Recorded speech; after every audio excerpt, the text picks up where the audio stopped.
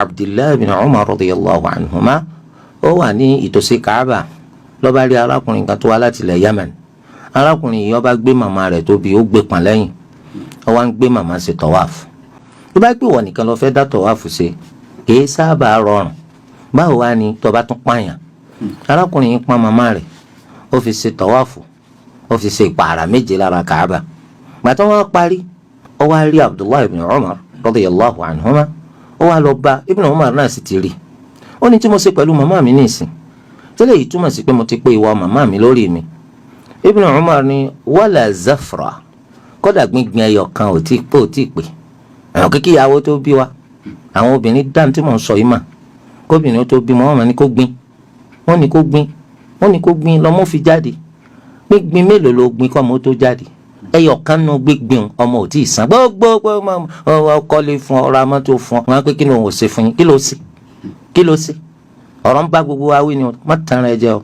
ọmọ àwò pé mo ti rán màmá mi lọ Mọ́kà, mo ra mọ́tò fún wa, mo sọ kílẹ̀ tún fẹ́ kí n ṣe. wọ́n ló bíra rẹ ní tọ́ọ̀gbọ̀n, ṣé wọ́n ló kógbé ara rẹ ní tọ́ọ̀gbọ̀n, àbí wọ iná lọ ń fọṣọ ara rẹ? ẹ̀yin náà máa wo tàwọn ọmọ kéékèèké nìsín.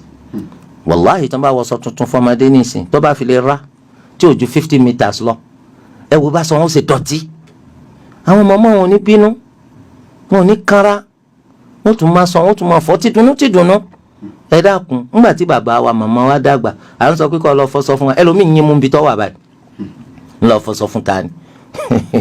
màmá bàbá táwọn ṣe wàhálà gidi lórí tiẹ̀ nù. aṣọ tí wọn wọ alhamdulilayi ò ní rí gbẹ̀ǹbẹ̀ báyìí, ò ní rí tọ̀ǹbẹ̀, ò sì lè bá wọn fọ.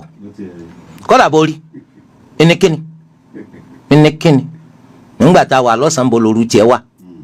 so eléyìí túmọ̀ sí wípé ká ṣàánú àwọn òbí wa, ká ṣàánú wọn. àmọ́ àwọn ọmọ tó ṣe pé tí bàbá rẹ̀ fi kú wọn yọ́nú sí i, torí bàbá yẹn ń sọ wípé àwọn lè pé fóṣù mẹ́ta, ẹ̀rọ gáàsì mi létí ti wà ń gbà náà, àwọn lè pé fóṣù mẹ́ta lórí ẹ̀rọ pé dákun yọjú sí mi, wàláì kò ní yọjú. màmá òwe bàbá ọ̀ wá dá bàbá rẹ̀ lóhùn, kò ní wá. bàbá àwọn á kú tán, gbogbo èèyàn náà wọn lóríṣiríṣi ọbẹ̀ láàrin jọ kú erin, ọlọ́kọ̀ ọjọ́ kí n tẹ́ ń jọ sára, wọn náà wá jókòó kalẹ̀ pé wọ́n pín ogún, ọmọ karamba ní aláìlórí lọ, wọn náà ń gbà pín tiẹ̀ ní ogún. ṣé ìbá pófin Allahu lágbára, ká ló yẹ kí wọ́n bá wí? so eléyìí túmọ̀ sí pé bó lówó yẹ kó lọ́rọ̀ rí lẹ́nu. ẹ rí i pé ó bí mi, ó bùkátà kéèyàn jókòó lẹ́gbẹ̀ẹ́ rẹ̀, torí pé ó ń wẹ́ni tí wọ́n máa bá sọ̀rọ̀, tí ó bá jẹ́ bẹ́ẹ̀ ọpọlọ lè jù. tí òbí mi bá ti dàgbà débẹ̀ yìí máa ṣẹlẹ̀ sí wọn. so ẹ̀yin lè má lè lọ nítorí pé lé ọkọ lẹ́wà, ẹ̀yin lè má lè lọ torí ẹ̀ ń wá bí ó ṣe dáa ká, ẹjọ́ kọ́ máa ń kàn wá nítòsí òbí yín. bẹ́ẹ̀ bá tún lè fọmọ́lẹ̀, ẹ̀yin ò lè lọ, ṣe mọ̀ pé bí ìgbà tẹ́ dá wọn lóró ni. eléyìí jẹ́ bó ṣe jẹ́.